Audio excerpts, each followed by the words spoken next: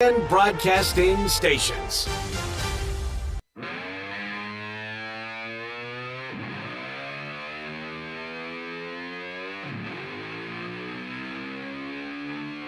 It's time for Sports 56 Happy Hour on Sports 56 and 98.5 FM.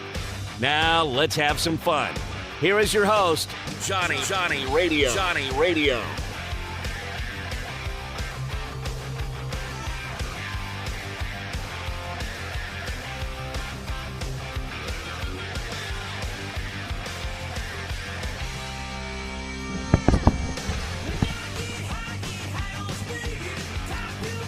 Yo, welcome into a little Sports 56 Happy Hour. I am your buddy Johnny Radio. I got Jay Morgan back at the house. It is a Tuesday. Hope you had a wonderful weekend. I'm out here. I'm not with Jay right now. Jay's back at the crib because I'm out here at TPC Southland hanging out for the 34th annual John Bull Bramlett Memorial Golf Classic. Course is presented by the Greater Memphis FCA. That's the Fellowship of Christian Athletes. A lot of golf going on for a great cause out here. They have Keith Butler speaking. Of course, Tiger linebacker, defensive coordinator forever and over with the Pittsburgh Steelers. 10 years playing football in the National Football League with, of course, the Seattle Seahawks. He'll be talking, and we're going to be talking a lot about what's going on around here. And then, of course, we've got to talk big stuff with basketball because I know we got all the way till Thursday, and that's kind of a shame because it feels like it's forever today. But everybody should be rested. Everybody should be healthy. Game 7, we'll talk about the NBA, the Strus three-pointer, and 4 minutes after it happened, them taking the points off the board. We'll also talk about how it affected the total and who covered. You know, that game finishing minus 2.5, maybe 3 at some places, and over 196.5, maybe 7. Fascinating, and also just it's weird how it happened. Weird how it was, again, minutes later, they take it off the board. Thought that was crazy, but man, as great as Jason Tatum was, Boston has a way of almost just falling apart at the very end of a ball game. If it's a close basketball game, Boston is going to flounder, and it's going to be up to somebody who's going to have to knock down shots. Jason Tatum, 2 3-pointers that were contested, daggers. But over the last 5 minutes, I mean, they scored 8 points. Yeah, they went on a 10-0 run.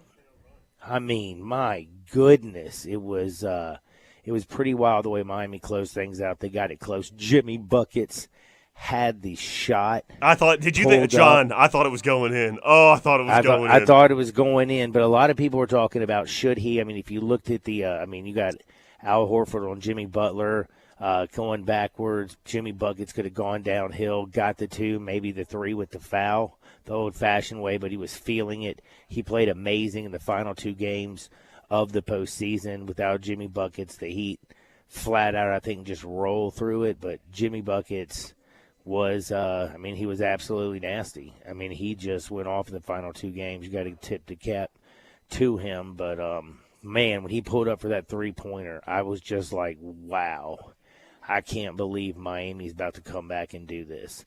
And the Strus three-pointer that he made late in the game, not the one that was taken off in the board, that was such a big bucket. It's amazing how the Heat struggled to come out of the gate at home.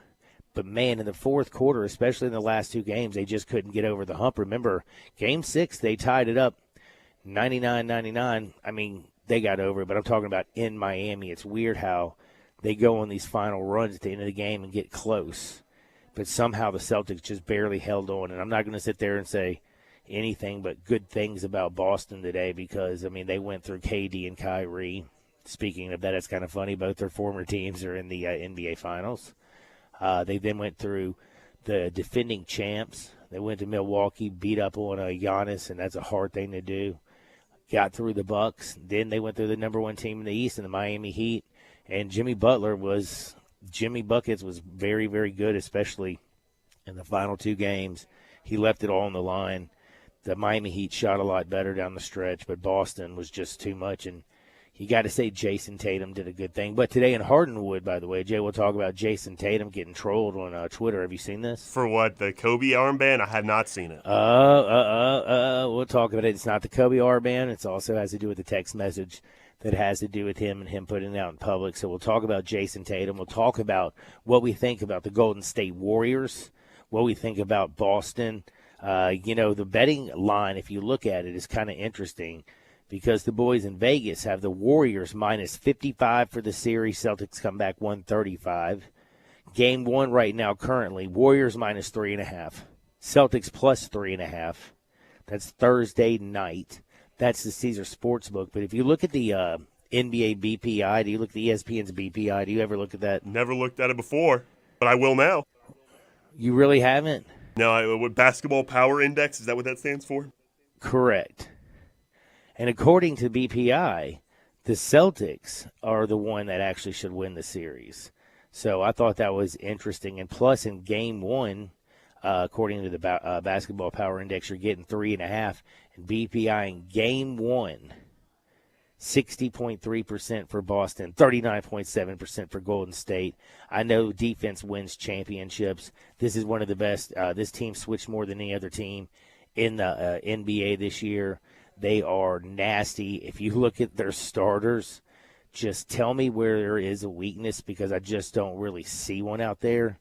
I mean, let's just be real. Marcus Smart, everybody knows, Defensive Player of the Year. But you also have a center, and I'm sorry, Robert Williams is underrated. He's very good at what he needs to do. Al Horford, a good rim defender, was bad to the bone. Remember when he was covering Giannis in the Bucks series? Jason Tatum ain't no slouch. I mean, let's just be real. Jaylen Brown, like all 5 of those guys can D you up. No, but the Warriors are special, and they have experience. So Jay, Mr. Basketball Coach, right now, from the one, the only, Jay Morgan, who is a absolute lunatic when it comes to talking basketball. Of course, I'm the more rational one. That's right. Yes, absolutely. I want to know, do you favor, are you with BPI? Do you like Boston, or were you with Las Vegas and favor the Warriors? Well, my mind says Boston because I feel like if they have Robert Williams and Al Horford healthy, I have a hard time seeing anybody beating this team. However, I feel like one thing I'm failing to factor in, one thing maybe Vegas failed to factor in, Sean, is the championship DNA factor.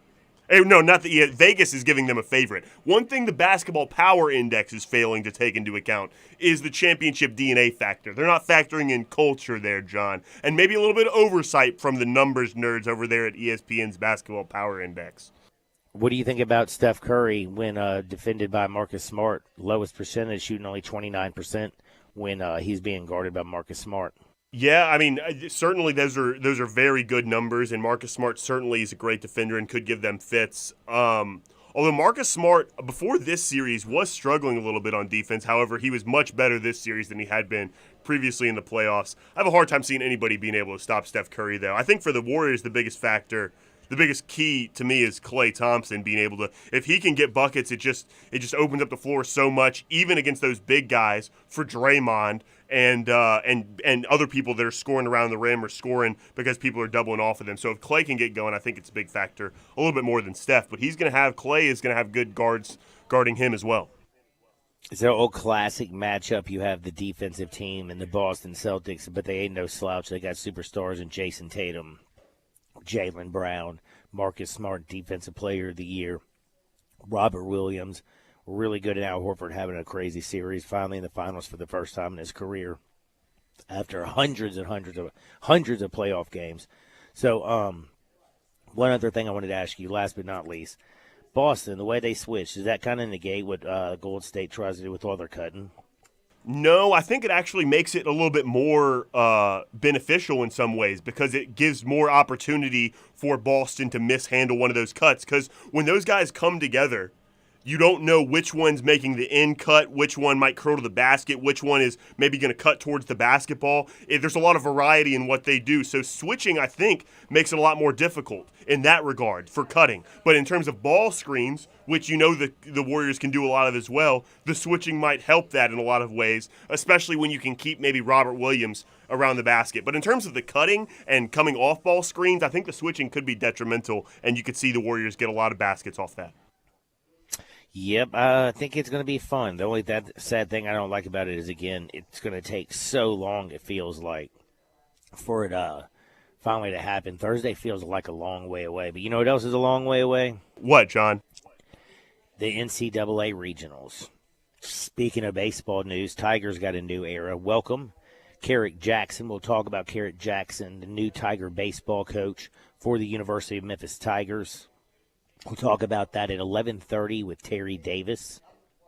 Also, fun stuff. Tennessee, first time in history, they are the overall number 1 seed. They enter the Knoxville Regional, of course.